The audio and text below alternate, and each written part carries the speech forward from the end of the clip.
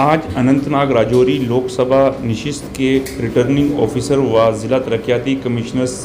अनंतनाग सैयद फ़खरुद्दीन हमीद ने अपने इलेक्शन मुलाजमीन के हमरा राजौरी में काउंटिंग सेंटर का जायज़ा लिया। इस मौका पर ज़िला तरक्याती कमिश्नर राजौरी OP भगत भी उनके हमरा रहे।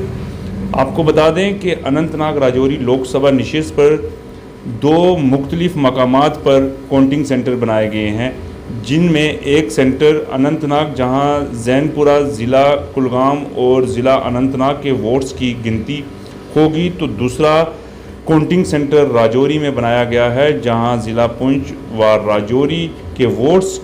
को काउंट किया जाएगा। वहीं इस मौका पर रिटर्निंग ऑफिसर सैयद फ़खरुद्दीन और ज़िला तरक्याती कमिश्नर राजौरी OP भगत ने मीडिया से बात भी की। डिस्ट्रिक्ट हेडक्वार्टर पे जहाँ पर कि 7 असेंबली कॉन्स्टिट्यूंसीज़ के वोट्स की काउंटिंग होनी है, किस तरह के पूरे अरेंजमेंट्स रिव्यू किए जा रहे हैं और किस तरह का पूरा प्रोविजन रहेगा, क्योंकि ये एक ऐसी कॉन्स्टिट्यूंसी है जो 2 पार्ट्स में डिवाइड की गई है इन टर्म्स ऑफ काउंटिंग। जैसे आपने सही बताया कि जो हमारी 18 पीसीज है, उनकी जो 11 कॉन्स्टिट्यूंसीज है उनकी काउंटिंग और उनका स्ट्रॉन्ग अनंतनाग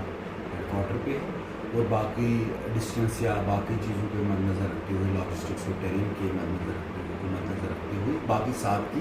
जिसमें राजौरी की 4 और पुंछ की 3 इन एसीज़ की काउंटिंग और इनका स्ट्रॉन्ग रूम यहाँ पे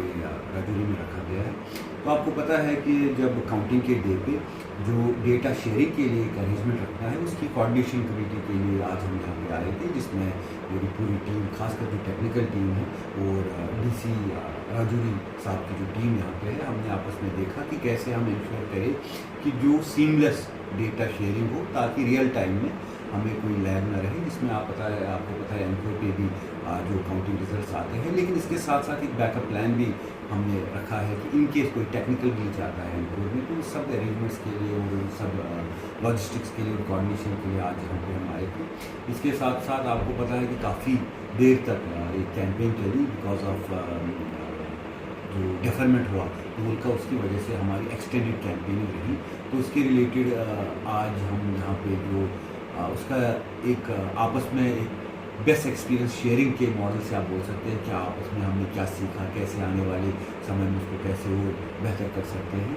इसके साथ साथ मेरे पास काफ़ी अच्छे मित्र है DC साहब, तो उनसे काफ़ी टाइम से मिलने का एक मौका भी मिला, इसलिए सर जिस तरह से एक हाई वोटर टर्नआउट रहा है, वो कितना अच्छा मैसेज है, क्योंकि एक रिकॉर्ड तोड़ वोटिंग हुई है इस सीट पे। हालांकि टफ टेरेन था, बड़े और चैलेंजेस थे, इसके बाद भी लोगों ने बढ़ चढ़ कर वोट किया है। कितना अच्छा मैसेज है डेमोक्रेसी के लिए।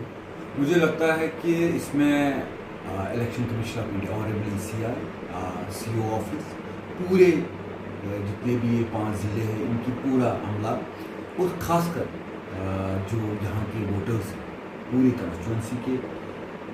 वो मुबारकबाद के हकदार हैं कि किस तरह से उन्होंने आइन में, हमारे कॉन्स्टिट्यूशन में जो उनके प्यार है उस तरफ, वो अपने हक़ का जो इजहार किया, अपने इस्तेमाल किया, वो दिखाता है कि हुब्बुल वतनी का जज्बा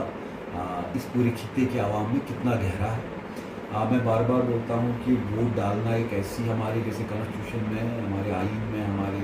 संविधान में बहुत सारी चीज़ें हमारी जिम्मेवारियाँ हैं और बहुत सारी चीज़ें हमारे हुकूक हैं, लेकिन वोट डालना एक ऐसी चीज़ है जो हमारा हक भी है और हमारी जिम्मेवारी भी है। तो इस पूरे खित्ते ने जो रिकॉर्ड तोड़ पिछले कई दशकों में, कई दिहाड़ियों से सबसे ज़्यादा रिकॉर्ड तोड़, खासकर जो वादी के इलाके का जो पोर्शन है इस कॉन्स्टिट्यूंसी का, वहाँ पे जितनी हुई तो वो काबिल तारीफ है। लेकिन इसमें सबसे ज़्यादा जो श्रेय जो जाता है वो पूरा पब्लिक को जाता है। वो थैंक यू सर। आज जो अनंतनाग राजौरी पार्लियामेंट्री सीट के रिटर्निंग ऑफिसर हैं, उन्होंने रिव्यू भी किया है यहाँ के काउंटिंग सेंटर का। राजौरी PG कॉलेज में 7 असेंबली कॉन्स्टिट्यूंसीज़ की वोटिंग का जो पूरा प्रोसेस रहेगा वो हैजल फ्री रहे, स्मूथ रहे, उसके लिए क्या अरेंजमेंट्स रखे गए? जैसे कि आपने खुद बताया कि राजौरी और अनंतनाग पार्लियामेंट्री कॉन्स्टिट्यूंसी के लिए 2 काउंटिंग सेंटर रखे गए हैं, keeping in view the climatic condition topography of the area, right. तो उस यहाँ डिस्ट्रिक्ट राजौरी में PG कॉलेज राजौरी में काउंटिंग सेंटर रखा गया है 7 असेंबली कॉन्स्टिट्यूंसीज के लिए। 4 डिस्ट्रिक्ट राजौरी की हैं और 3 हमारी पुंछ डिस्ट्रिक्ट की हैं। तो उसके लिए जो इंतजाम हैं वो उसी का जायज़ा लेने के लिए आज आलू साहब अनंतनाग से आए हैं और हम लोगों ने इकट्ठे होकर निरीक्षण किया उस एरिया का पूरा, जिस तरीके से CRPF की या CAPF की टुकड़ियाँ वहाँ पर लगाई गई है, 3 टायर सिक्योरिटी वहाँ पर रखी गई है, ताकि किसी किस्म की कोई ऐसी वैसी हरकत ना हो। और ये देखने के लिए इसके अलावा कोऑर्डिनेशन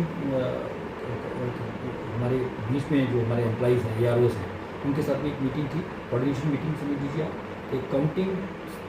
के दिन किस किस्म की हमारी आपस में कोऑर्डिनेशन होनी चाहिए, कहाँ क्या करना है, आपका कंट्रोल रूम ठीक होना चाहिए, आपस में कम्युनिकेशन ठीक होना चाहिए, जहाँ कहीं गैप हो उस गैप को किस तरह से फिल करना है, कैसे आपने अगर एनकोर ऐप नहीं चल रही है तो उस समय आपने और क्या इसका अल्टरनेटिव अपनाना है, ताकि तुरंत ये इन्फॉर्मेशन जो है बाहर हर एक पोलिटिकल पार्टीज़ को जानी चाहिए, इलेक्शन कमीशन ऑफ इंडिया को जानी चाहिए, सभी को जानी चाहिए कि हर एक राउंड के बाद आपकी कितनी पोलिंग हो गई है, एक राउंड की, 2 राउंड की, इस तरीके से, ताकि लोगों को इत्मीनान रहे कि ठीक तरीके से काउंटिंग चल रही है। तो ये सारे अरेंजमेंट देखने के लिए, काउंटिंग अरेंजमेंट देखने के लिए आज मीटिंग हो गई हमारी अच्छे तरीके से। पहाड़ी ट्रांसपोर्ट में सारे AROs जो श्रीनगर